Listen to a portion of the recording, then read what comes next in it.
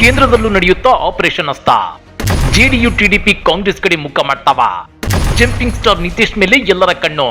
ಈ ಸಲ ಕೇಂದ್ರದಲ್ಲಿ ಎನ್ಡಿಎಗೆ ಸಿಂಪಲ್ ಮೆಜಾರಿಟಿ ಬಂದಿದೆ. ಆದ್ರೆ ಈ ಮೆಜಾರಿಟಿ ಎನ್ಡಿಎ ಒಕ್ಕೂಟದ ಬುಡ ಗಡಗಡ ಅಲುಗಾಡುವಂತೆ ಮಾಡಿದೆ. ಯಾವಾಗ ಯಾರು ಪಕ್ಷ ಬಿಡ್ತಾರೋ ಅದ್ಯಾರು ಕೈಕಟ್ಟು ಕಾಂಗ್ರೆಸ್ ಜೊತೆ ಕೈ ಜೋಡಿಸ್ತಾರೋ ಅನ್ನೋ ಆತಂಕ ಬಿಜೆಪಿಯಲ್ಲಿ ಮನೆ ಮಾಡುವಂತೆ ಮಾಡಿದೆ. ಹಾಗಾದ್ರೆ ಜೆಡಿಯು ಮತ್ತು ಟಿಡಿಪಿ ಕಾಂಗ್ರೆಸ್ ಕಡೆ ಮುಖ ಮಾಡ್ತಾವ.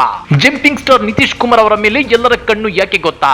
ಅದನ್ನ ಡೀಟೇಲ್ ಆಗಿ ತೋರಿಸ್ತೀವಿ. ಆದ್ರೆ ಅದಕ್ಕಿಂತ ಮೊದಲು ನಮ್ಮ ಚಾನಲ್ ಅನ್ನು ಸಬ್ಸ್ಕ್ರೈಬ್ ಮಾಡ್ಕೊಳ್ಳಿ. ಹಾಗೇನೆ ಪಕ್ಕದಲ್ಲಿರೋ ಬೆಲ್ ಬಟನ್ ಅನ್ನು ಪ್ರೆಸ್ ಮಾಡಿ. ಹಾಲಿ ಲೋಕಸಭಾ ಚುನಾವಣಾ ಫಲಿತಾಂಶದಲ್ಲಿ ಯಾವುದೇ ಪಕ್ಷಕ್ಕೂ ಸ್ಪಷ್ಟ ಬಹುಮತ ಸಿಗದ ಹಿನ್ನೆಲೆ ಇತ್ತ ಐಎನ್ಡಿಎ ಒಕ್ಕೂಟದ ನಾಯಕರು ಎನ್ಡಿಎ ಮೈತ್ರಿಕೂಟದ ನಿತೀಶ್ ಕುಮಾರ್ ಮತ್ತು ಚಂದ್ರಬಾಬು ನಾಯ್ಡು ಅವರಿಗೆ ಗಾಳ ಹಾಕಿದ್ದಾರೆ.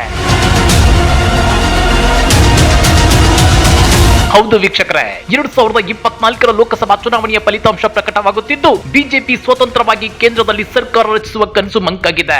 ಈಗ ಬಿಜೆಪಿ ತನ್ನ ಮಿತ್ರ ಪಕ್ಷಗಳನ್ನು ನೆಚ್ಚಿಕೊಳ್ಳಬೇಕಾಗಿದ್ದು ಎನ್ಡಿಎ ಮಿತ್ರ ಪಕ್ಷಗಳು ಕೂಡ ಆಟವಾಡುವ ಸಾಧ್ಯತೆ ಕಾಣಿಸಿದೆ. ಮುಖ್ಯವಾಗಿ ಆಂಧ್ರಪ್ರದೇಶದ ಚಂದ್ರಬಾಬು ನಾಯ್ಡು ನೇತೃತ್ವದ ತೆಲುಗುದೇಶಂ ಪಾರ್ಟಿ ಹಾಗೂ ಬಿಹಾರದ ನಿತೀಶ್ ಕುಮಾರ್ ಅವರ ಜೆಡಿಯು ಪಾರ್ಟಿ ಕಿಂಗ್ ಮೇಕರ್ ಪಕ್ಷಗಳಾಗಿ ಹೊರಹೊಮ್ಮುವ ಸಾಧ್ಯತೆ ಇದೆ. ಈಗಿನ ಫಲಿತಾಂಶವನ್ನ ಗಮನಿಸಿದ್ರೆ ಇಂಡಿಯಾ ಒಕ್ಕೂಟ ಕೂಡ ಚುರುಕಾಗಿದ್ದು ಇವರಿಬ್ಬರನ್ನ ಸೆಳೆದು ಸರ್ಕಾರ ರಚಿಸಲು ಯೋಜನೆ ರೂಪಿಸುತ್ತಿದೆ. ಲೋಕಸಭೆಗೆ 272 ಸ್ಥಾನಗಳು ಸರಳ ಬಹುಮತವಾಗಿದ್ದು ಎನ್ಡಿಎ ಮೈತ್ರಿಕೂಟ ಸದ್ಯ 296 ಸ್ಥಾನಗಳಲ್ಲಿ ಮುನ್ನಡೆ ಸಾಧಿಸಿದೆ. ಇನ್ನು 228 ಸ್ಥಾನಗಳಲ್ಲಿ ಮುನ್ನಡೆ ಸಾಧಿಸಿರುವ ಇಂಡಿಯಾ ಮೈತ್ರಿಕೂಟಕ್ಕೆ ಸರಳ ಬಹುಮತಕ್ಕೆ ಇನ್ನು 44 ಸ್ಥಾನಗಳು ಬೇಕಾಗಿರೋದ್ರಿಂದ ಸ್ವತಂತ್ರವಾಗಿ ನಿಂತು ಗೆದ್ದಿರೋ ಅಭ್ಯರ್ಥಿಗಳನ್ನ ಹಾಗೂ ಎನ್ಡಿಎ ಮೈತ್ರಿಕೂಟದಲ್ಲಿರುವ ಅಭ್ಯರ್ಥಿಗಳನ್ನ ತಮ್ಮತ್ತ ಸೆಳೆಯಲು ಕಾಂಗ್ರೆಸ್ ಕಸರತ್ತು ನಡೆಸುತ್ತಿದೆ. ಲೋಕಸಭಾ ಚುನಾವಣೆಯಲ್ಲಿ ಆಂಧ್ರಪ್ರದೇಶದಲ್ಲಿ ಟಿಡಿಪಿ 16 ಸ್ಥಾನಗಳಲ್ಲಿ ಮುನ್ನಡೆ ಕಾಯ್ದುಕೊಂಡಿದ್ರೆ ಬಿಹಾರದಲ್ಲಿ ಜೆಡಿಯು 14 ಸ್ಥಾನಗಳಲ್ಲಿ ಮುನ್ನಡೆ ಕಾಯ್ದುಕೊಂಡಿದೆ. ಎನ್ಡಿಎ ಮೈತ್ರಿಕೂಟದಲ್ಲಿ ಈ ಎರಡೂ ಪಕ್ಷಗಳೇ ಪ್ರಮುಖ ಪಕ್ಷಗಳಾಗಿರೋದ್ರಿಂದ ಬಿಜೆಪಿ ಸಹ ಮೈತ್ರಿ ಪಕ್ಷಗಳನ್ನ ಹಿಡಿದಿಟ್ಟುಕೊಳ್ಳಲು ಪ್ರಯತ್ನಗಳನ್ನ ನಡೆಸುತ್ತಿದೆ.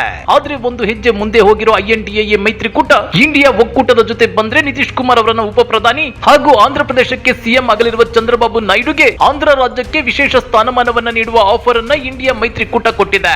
ಆ ಮೂಲಕ ಕೇಂದ್ರದಲ್ಲಿ ಬಿಜೆಪಿಯನ್ನ ಹೊರಗಿಡಲು ಇಂಡಿಯಾ ಮೈತ್ರಿಕೂಟ ಪ್ರಯತ್ನಿಸುತ್ತಿದೆ. ಅದೇನೇ ಇರ್ಲಿ, ಲೋಕಸಭಾ ಚುನಾವಣೆಯ ಮತ ಎಣಿಕೆ ಪ್ರಕ್ರಿಯೆ ಮುಂದುವರಿಯುತ್ತಿರುವ ನಡುವೆಯೇ ಪ್ರತಿ ಕ್ಷಣವೂ ಕುತೂಹಲ ಮೂಡಿಸುತ್ತಿದೆ. ಬಿಜೆಪಿಗೆ ಸ್ಪಷ್ಟ ಬಹುಮತ ಸಿಗದೇ ಇರುವ ಸಾಧ್ಯತೆ ಅಧಿಕವಾಗಿರುವ ಹಿನ್ನೆಲೆಯಲ್ಲಿ ಬಿಜೆಪಿಯ ಮಿತ್ರ ಪಕ್ಷಗಳ ಪೈಕಿ ಯಾರು ಕಿಂಗ್ ಮೇಕರ್ ಆಗಲಿದ್ದಾರೆ ಎಂಬ ಕುತೂಹಲ ಮೂಡಿದೆ. ಇದು ಮೋದಿ ಮತ್ತು ಕೇಂದ್ರ ಬಿಜೆಪಿಯ ಘಟಾನುಘಟಿ ನಾಯಕರ ಎದೆಯಲ್ಲಿ ಅವಲಕ್ಕಿ ಕುಟ್ಟಿದಂತಾಗುತ್ತಿದೆ.